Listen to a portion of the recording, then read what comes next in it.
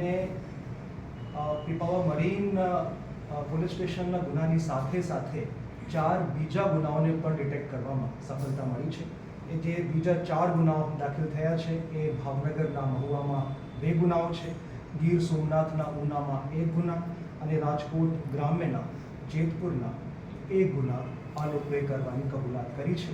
તો પીપાવા મરીનના ગુના સાથે ટોટલ 5 ગુનાઓ ડિટેક્ટ કરવામાં અમરેલી એલસીબીને સફળતા મળી છે.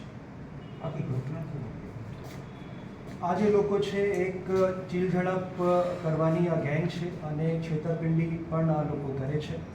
આ લોકો રાહદારીઓ જે હોય છે રોડ ઉપર આ લોકોને વિશ્વાસમાં લઈ પહેલાં 100 રૂપિયા આપે છે અને મેઇન જે આરોપી છે સાવન એ નાગા સાધુના ભેષ ધારણ કરી લે છે.